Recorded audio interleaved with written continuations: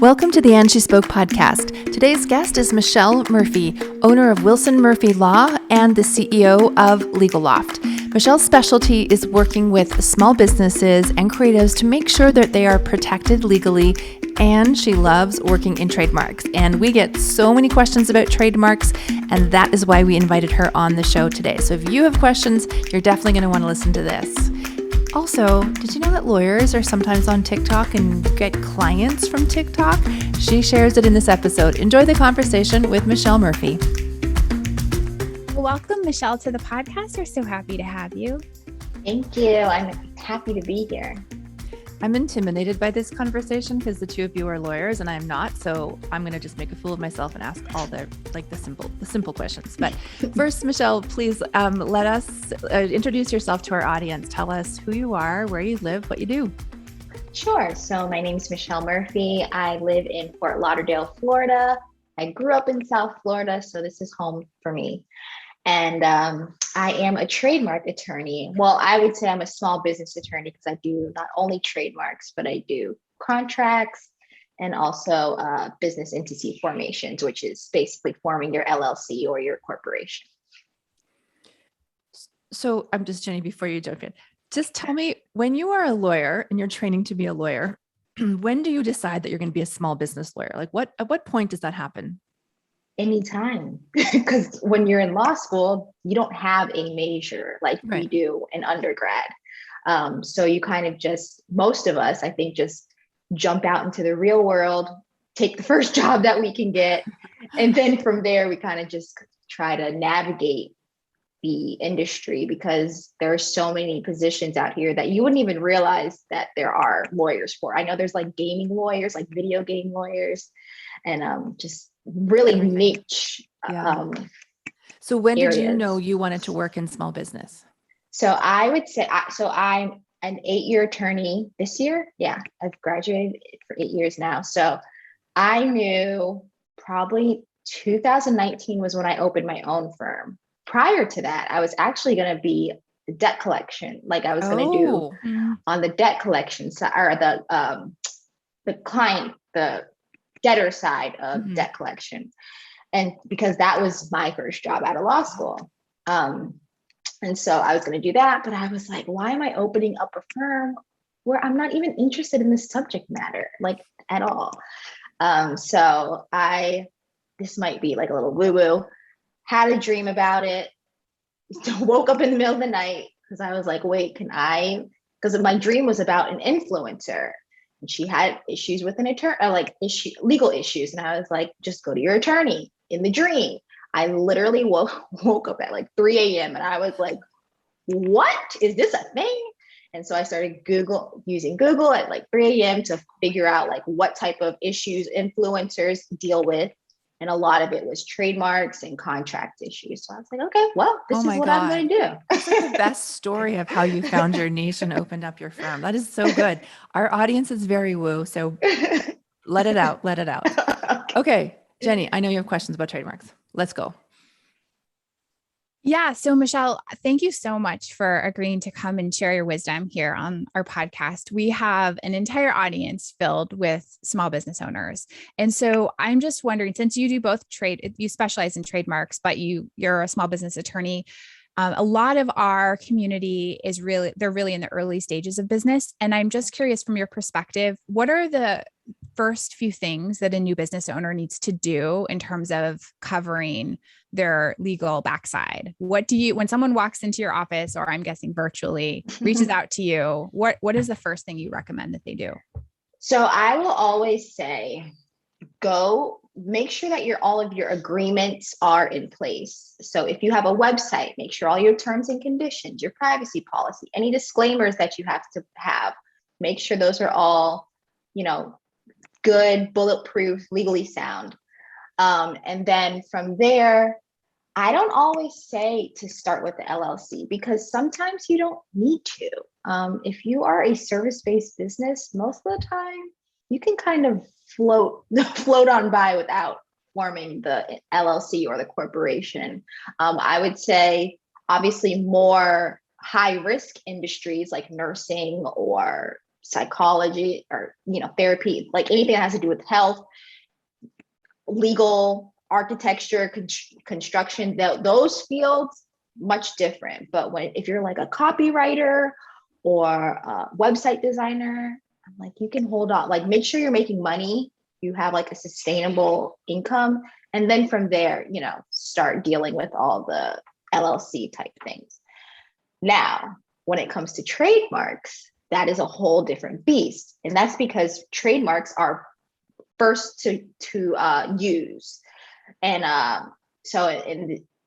if you have a trademark that you're like, I created this course name, it's so good, I don't want anybody to take it, I would say make sure that you're filing your trademark for that.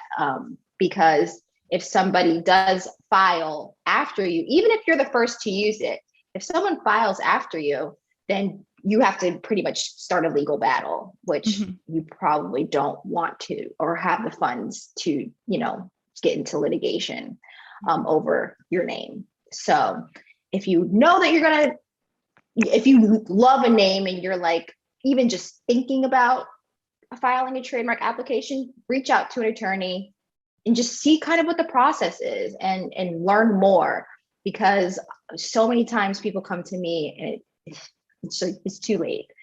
And I have to let them know, which is terrible.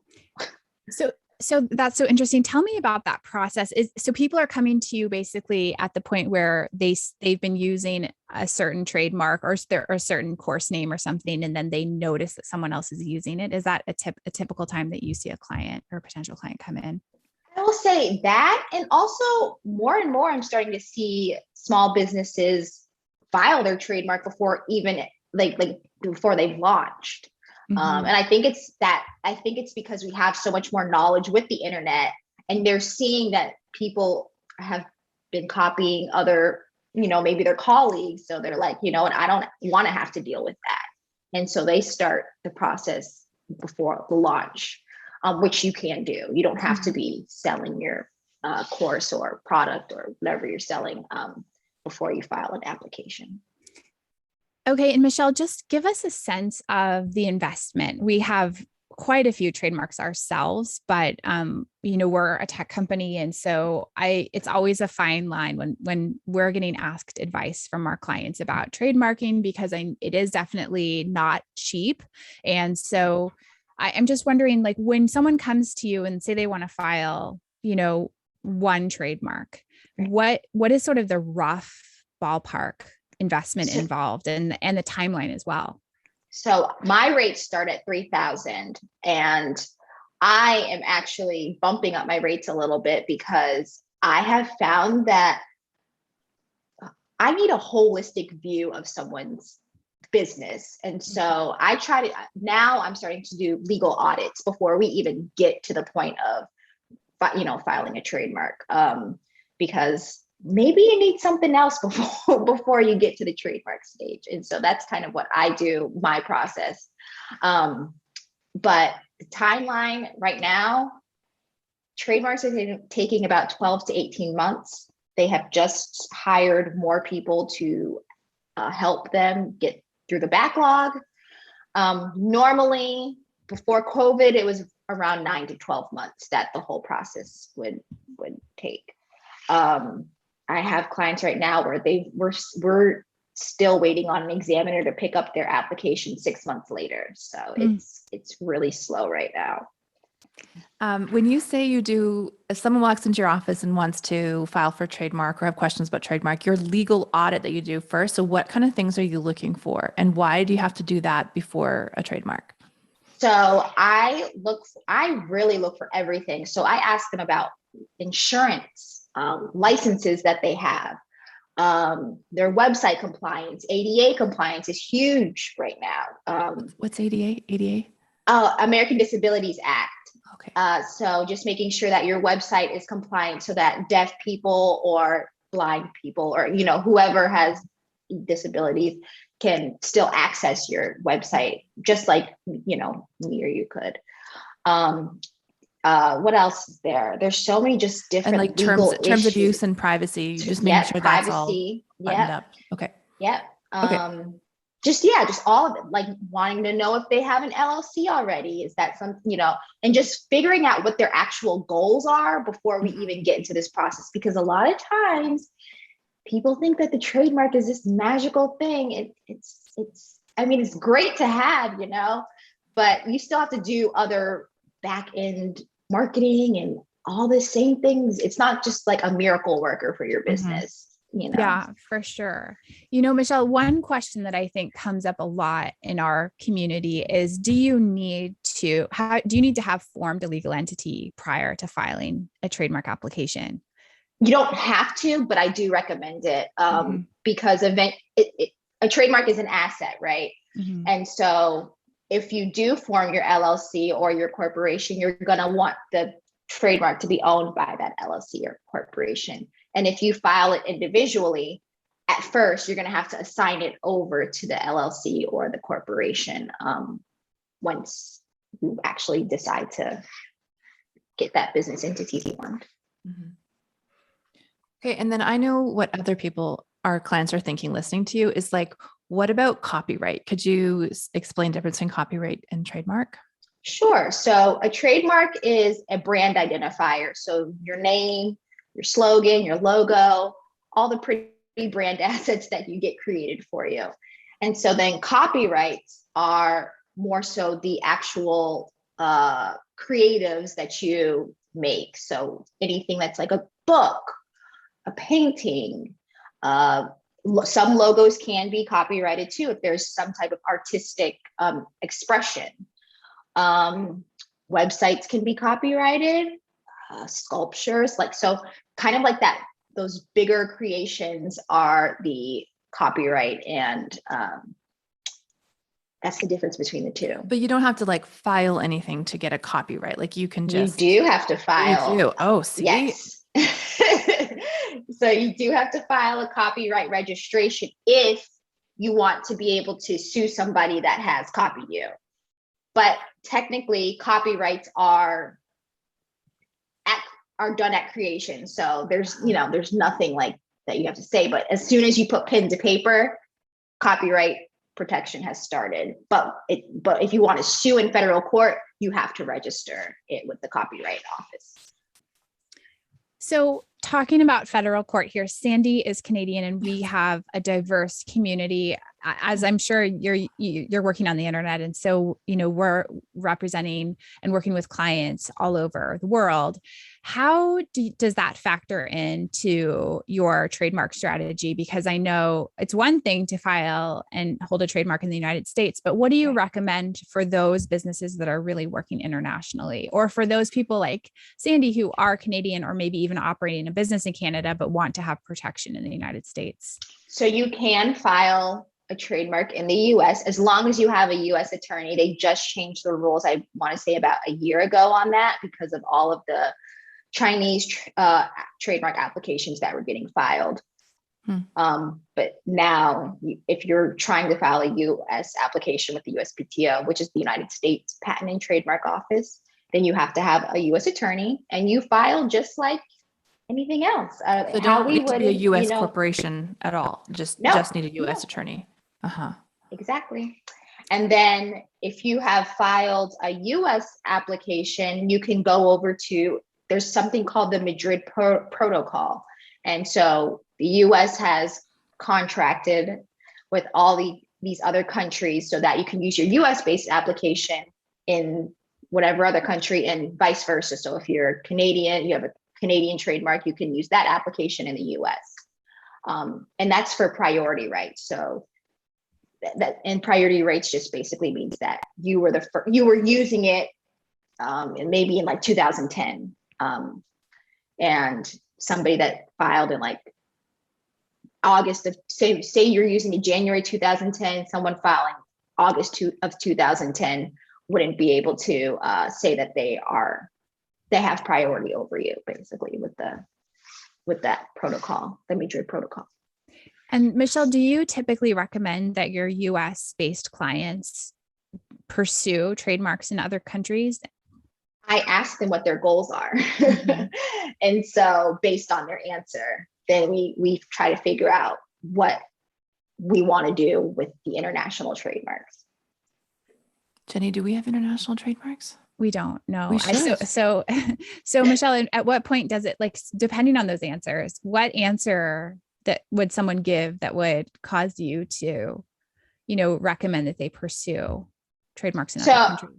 I would say that you're actually have clients over in those countries, and that you're making money in those countries too.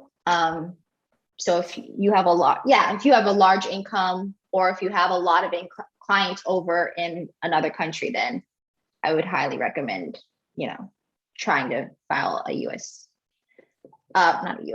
international trademark application. And in the tech space, I know it is so different, because I think from what I've read, like even Facebook, they'll file in like Trinidad, and then there's just a whole lot of things that the startup companies do. That is not my zone of genius. It's another universe on so many ways. Yeah, that's good. Be grateful for that, Michelle. Just don't change a thing about that. So can we just learn a little bit more about you and your business, actually, and the clients that you work with? Are you solo in your firm at this point? Do you have other attorneys working under you? How does your business operate? Are you virtual, or do you serve clients outside of Florida? We want to know it all. Okay, so I am solo for now. I tried to hire. No one tells you that hiring is one of the most difficult things. That's right. Trademarks are easier than hiring. Absolutely. So I'm kind of like just going back to the drawing board, just me, myself, and I right now. And I do service clients all over the US. I have clients also over in the UK. I have clients in Australia for trademarks. I started in 2019, January 2019, and I've just been going ever since. So what does a typical day look like for you? Because I think, especially as a lawyer, I think that's such like going out on your own and having clients all over the world is such this glamorous, I think, reprieve from what most lawyers are doing day to day. So what is, we're Friday. Like, so what does your day look like today? What is a day in the business of Michelle Murphy? You don't want to know that. So basically, my day to day is so boring. I wake up, I try to go to the beach and do my daily boring. walk. I'm so bored listening to this as it's snowing here. Okay, go on. Beach, right? Mm-hmm. I do my daily walk on the beach. I come back home. Sometimes I'll stop by Starbucks on the way home. And then I have a top one. I know people have top threes. I am not one of them, because I realize I never get my top three done, and it makes me feel bad at the end of the day. So I have a top one thing that I got done so that I could reach my goals. That's what I do. And then after that, I kind of just work on client work. I'll work on things that I wanted to, launch, or it just really depends. But I'm behind a computer all day, to be honest. Yeah, that's everybody else. So, but are you focused on like marketing to like small business, creators out there, and is part of your job just to go, obviously, to market yourself and find them, but you don't want just local Florida, you want anywhere in the US. Yeah. So I service, most of my clients are service-based business owners, or like content creators, course creators also. So I kind of work in that realm. And I have clients not just in the US, but I have clients everywhere at this point, which is pretty cool. And they find me on social media, because I do all of my marketing is on social media. So which platform? Yeah. So I'm the type of person that depending on how I feel, I'll put more time into one of them. So at one point it was Instagram, hands down. I grew a following on TikTok, and okay, wait, pause. What are you doing on TikTok to grow a following as a trademark lawyer?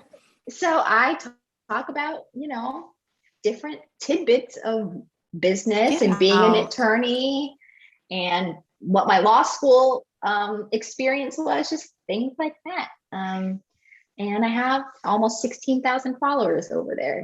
So do you get clients from TikTok? Yeah, I've gotten clients from TikTok. It's so interesting because there's this like big debate about growing a TikTok following in the online business space, because like there's this myth that TikTokers don't pay for things. So I guess you're dispelling that myth a bit, that, you know, there are people that have resources to invest. Yeah. To find you on TikTok. Mm-hmm. What's your name on TikTok? Because we're all going to want to go check it out. The Trademark Attorney. It is so that's creative. Such a good handle. Though. No, but that's smart. So good. Okay. All right. Oh, that's fascinating. So you don't really have a big general, like a big giant plan on how I'm going to approach social. It's just like what you feel like doing that day or in those few weeks. Like I'm all about TikTok. I'm just going to go do my thing. Yeah.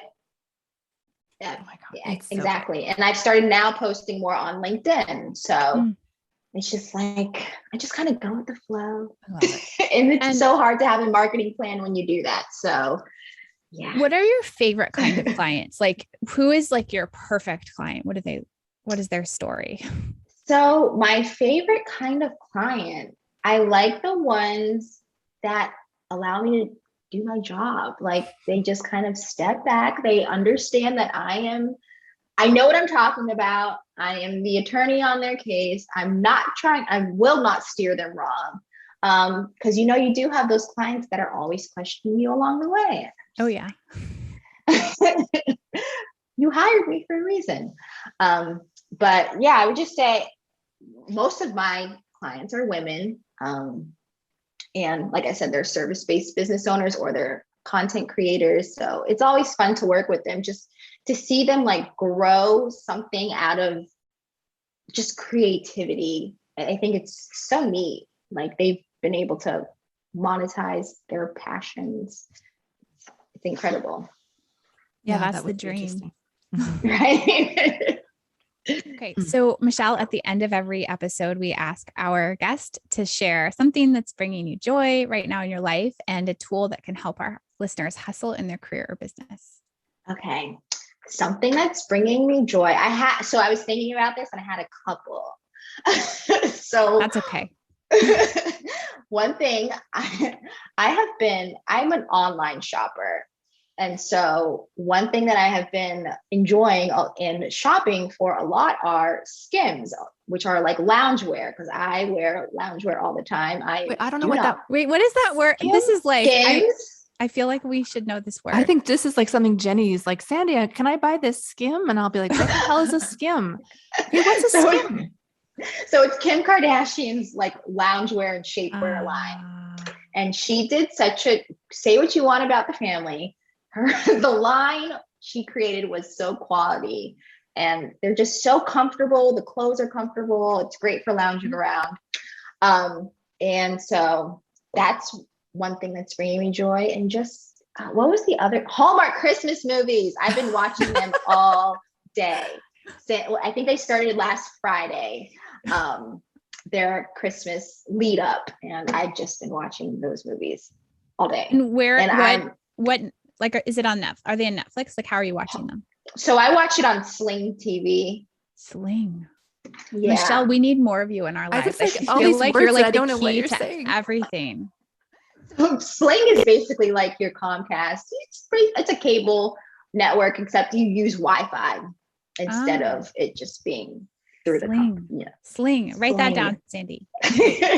Skims and Sling. Okay, so just going back to the Skims, do you have the cozy? I do not have the cozy line. I have the soft lounge. Oh yeah, this is awesome. Okay, and it ships to Canada. It just like got a pop up. It ships to Canada. Looks like you're in Canada. All right. Okay, so wow. Okay, I'm sorry. I'm 10 steps behind you because I got on the website here. Well, I think that Michelle, you may be the first guest to bring up a Kardashian in the joy or the hustle. So like, congrats for that. Yeah. Okay. And what about your hustle? I would say I use a customer relation manager called Dubsado. I don't know. So Dubsado right now is just being able to automate all my onboarding. It makes my life so much easier. I remember when I first started out, it took me about an hour to like create the invoice, create my contracts, customer, like all of that. And now it takes me like a click of a button and it just sends out to the lead. And it's so nice. You gotta love software to improve I your love software. productivity. Oh my goodness. Yeah. That's awesome. Thank you, Michelle. Where can people find you? So you can find me TikTok. I was gonna say, you can find me on Instagram at the Trademark Attorney _. I'm also on LinkedIn under Michelle Wilson Murphy, TikTok, the Trademark Attorney, and then my website, www.wilsonmurphylaw.com. Awesome. Thank you so much. You're welcome. Thank you guys for having me.